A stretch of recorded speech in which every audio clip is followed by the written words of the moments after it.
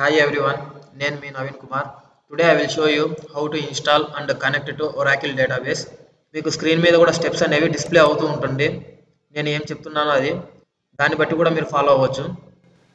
మీకు ఇక్కడ స్క్రీన్ మీద కనబడుతున్నట్లు సెటప్ మీద క్లిక్ చేయండి. మీరు డౌన్లోడ్ చేసుకోవాలంటే ఈ లింక్స్ని డిస్క్రిప్షన్లో ఇస్తాను.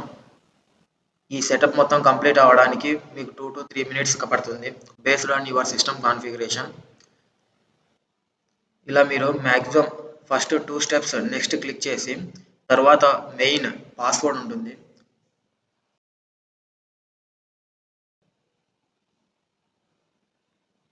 పాస్వర్డ్ ఎంటర్ చేసిన తర్వాత మీరు దాన్ని జాగ్రత్తగా గుర్తుపెట్టుకోవాల్సి ఉంటుంది. తర్వాత సిస్టమ్ DBAకి వాటన్నిటికీ మీరు ఆ పాస్వర్డ్ని యూజ్ చేస్తారు. So password is very important. It will take some time at least 2 to 3 minutes. ఇక్కడ నేను ఫార్వర్డ్ చేసి చూపిస్తున్నాను, అందుకు నాకు ఫాస్ట్గా అవుతుంది. మీ సిస్టమ్ మినిమం i5 ఉండేలా చూసుకోండి. i3 కూడా సపోర్ట్ అవుతుంది, but it will be very late. So minimum i5 ఉంటే కనుక it will be very good. ఇప్పుడు ఫినిష్ అయింది. ఇక్కడ చూడండి, ఫినిష్ క్లిక్ చేసిన తర్వాత ఇంకొకటి SQL డెవలపర్. ఈ SQL డెవలపర్ని ముందు ఎక్స్ట్రాక్ట్ చేయాల్సి ఉంటుంది. తర్వాతనే మనము దాంట్లో ఉన్న SQL డెవలపర్ని ఓపెన్ చేయాలి, లేదంటే ఇది వర్క్ అవ్వదు. మీకు ఇక్కడ స్క్రీన్ మీద కనపడుతుంది కదా, అలా ఎక్స్ట్రాక్ట్ చేసి లోపల SQL డెవలపర్ని ఓపెన్ చేయండి.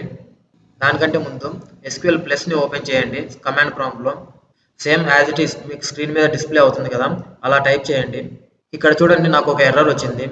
బట్ ఈ ఎర్రర్ అనేది అందరికీ రాదు, కొంతమందికి మాత్రమే వస్తుంది.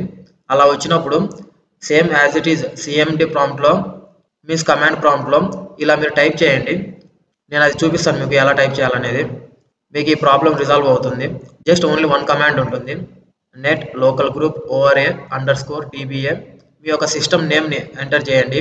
మీకు తెలియకుండా అంటే కనుక సెట్టింగ్స్లోకి వెళ్తే మీకు అక్కడ నేమ్ చూపిస్తుంది, ఆ నేమ్ని యాజ్ ఇట్ ఈస్ అలానే ఎంటర్ చేయండి.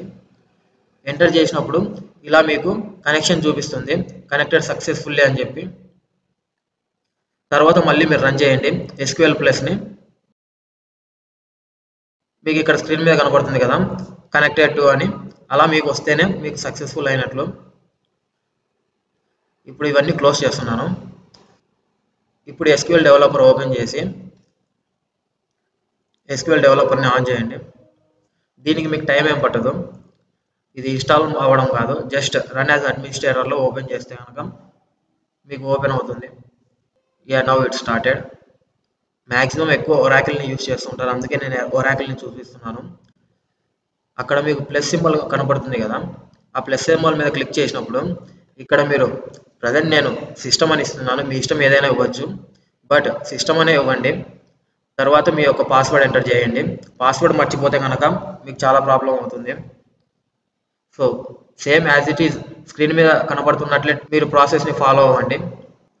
టెస్ట్ చేసి ఒకవేళ సక్సెస్ అని వస్తే సేవ్ చేసి కనెక్ట్ చేయండి. Now it is connected. ఇలా మీరు ఇన్స్టాల్ చేసి కనెక్ట్ చేయొచ్చు, very easy. Thanks for watching.